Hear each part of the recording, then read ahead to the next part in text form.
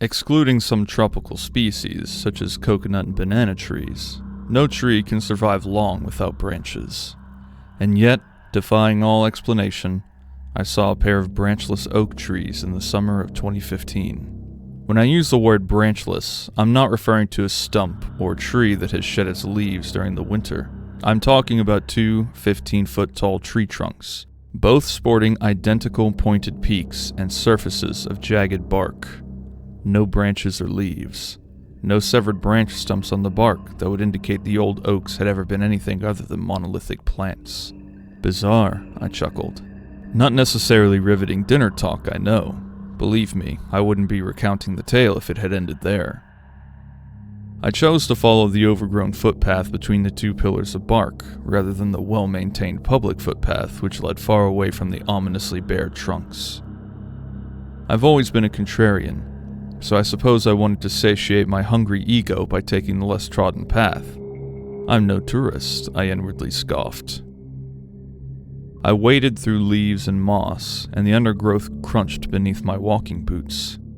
I had no intended destination in mind. I was just looking for somewhere to set up my base camp. I knew how to retrace my steps. I saw no harm in taking a mystery trail. From time to time, I simply like to separate myself from the world. I venture on solo camping trips to clear my head. My wife and children don't take much interest in nature, so it's not that I purposefully exclude them.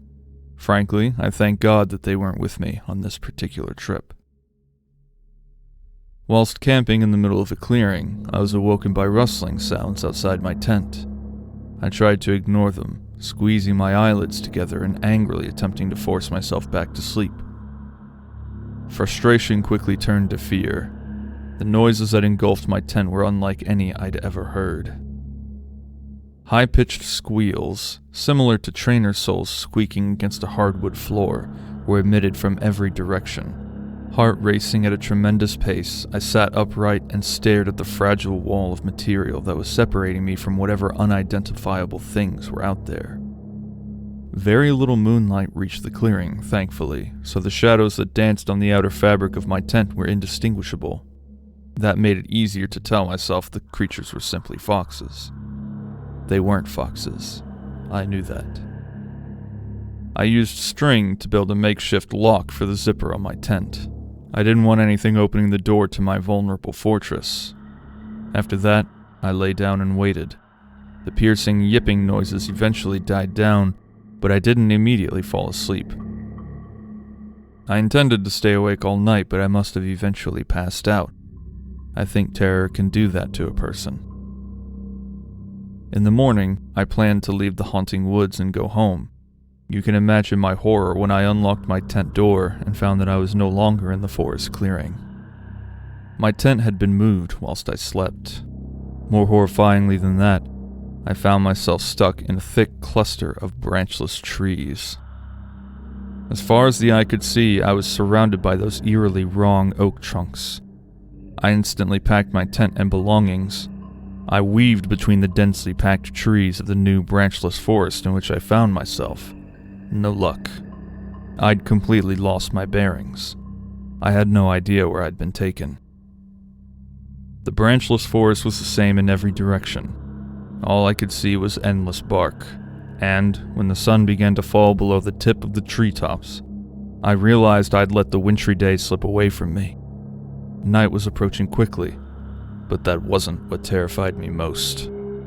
The horrid squeals had returned. As the sun dipped lower and lower, the squeals multiplied and loudened. Before long, the sound was accompanied by rustling bushes. Panic turned me to stone. My walking slowed, and I started to believe I would never leave that forest. I was unbelievably happy when I found the stream. My saving grace. I couldn't find it on my map, but I didn't have time to think about the horrifying implications of that fact. Every stream has to lead somewhere, even in a dense landscape of alien trees. I had no idea which way to walk, so I followed the stream east. Trying fervently to ignore the cacophony of squeals and rustling shrubbery, I pressed onwards. I was stumbling around in complete darkness at this point, guided only by the dim light of my cheap torch. After an hour of walking, I finally found something promising. A cave. I didn't plan on entering it, but I welcomed any sort of landmark that could break the monotony of ceaseless tree trunks. My victorious moment was short-lived, however, as I was interrupted by small, pattering sounds from behind me. I quivered as I twisted around and moved my torchlight towards the source of the sound, finding myself gazing upon a terrifying gaggle of 24 tiny, humanoid creatures. Each one was about 30 centimeters tall, had 2 ant-like feelers in lieu of eyes, and brandished a ghoulish set of black fangs. Each one also had 4 vaguely human arms, along with 2 vaguely human legs. As they walked towards me, they dropped forwards and used all 6 limbs to scurry like insects. I backed away incredibly slowly, almost too petrified to move. My torch shook violently in my near-numb hand.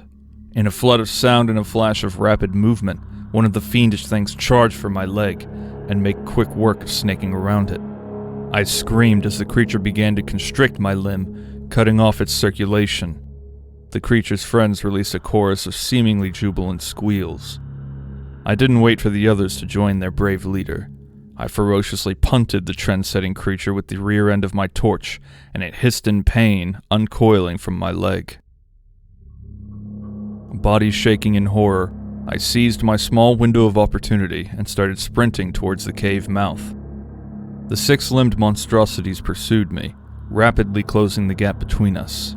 I expected them to devour me in the entrance to the black chasm I was approaching.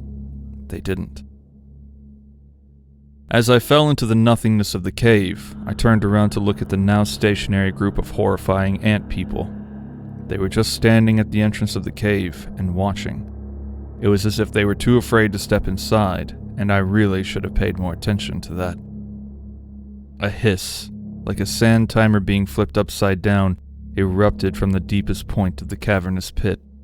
I shuddered, but I realized I had 2 options. I could either face certain death from the ant people at the door to the cave, or I could risk whatever lay in wait. There wasn't really a choice, but I chose the latter.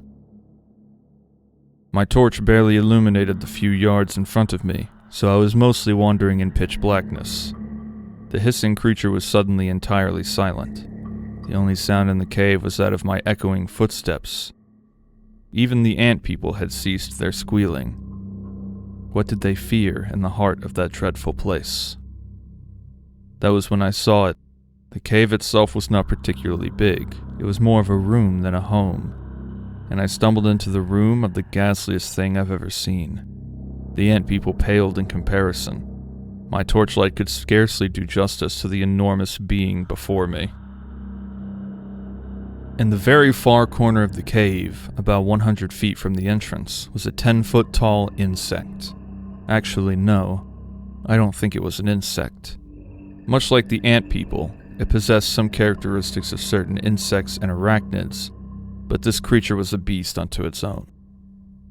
The thing was essentially just 6 hairless legs, similar to those of a human other than the length and the pointed ends, instead of feet. At first glance, it seemed like a spider with 2 missing limbs, but I quickly ascertained that the creature had no discernible body. Its body was its legs. The thing had no head. Its 6 limbs met at a central point, but there was no indication of any torso that would contain organs or sensory tools. Yet the creature certainly lived, and it certainly sensed me. Its horrifying 6 legs started to tentatively crawl towards the source of the torchlight. I wasn't going to wait around for another monster to seize my body and devour it. I scanned the walls of the cave, looking for a hiding spot. In the other back corner there was a cluster of rocks. If I could just crawl in there, I might be out of reach, I thought. I sprinted at a speed I didn't know I could reach. The 6-legged thing hurtled after me, its limbs making a horrific clicking sound as they galloped across the stones beneath them. Diving for a gap behind the rocks, I crawled out of reach and shone my torchlight onto the creature which lay beyond my rocky fortress. The thing unleashed a menacing howl, and proceeded to jab the sharp ends of its fleshy limbs at the holes between the rocks. Fortunately, the rocks shielded me, but the wait until sunrise was unbearably long. As daylight began to fill the cave, I squinted through the cracks in my rocky wall, and I was fairly certain the ant people had vanished. I had a plan, but I only had one shot at making it work. Searching in my rucksack, I found what I needed: a flare. I just had to hope it would scare away the six-legged thing that was valiantly attempting to turn me into minced meat. Not pausing to make any more plans or rethink my decision, I lit up the flare. It worked. The creature wailed in terror, backing away into its original corner of the cave to escape the scorching blaze of the flare in my hand. I hurriedly scrambled free of the rocky fortress, keeping the flare in front of me, and I ran to the entrance of the creature's den. I was determined not to spend another day in that nightmarish forest. I followed the stream the other way. After hours and hours of walking, I finally found something that briefly stifled the fear in my heart. I found trees with branches and leaves. Recognizing my surroundings, I managed to retrace my steps and find the original overgrown path that I followed through the two branchless trees. The trees that started that mess. I've never talked about this incident to anyone. I couldn't find that forest of branchless trees, the stream, or the cave on any map. I don't know how I stumbled upon it, and I don't know how I escaped from it. I only know one thing. If you ever see a branchless oak tree, walk away.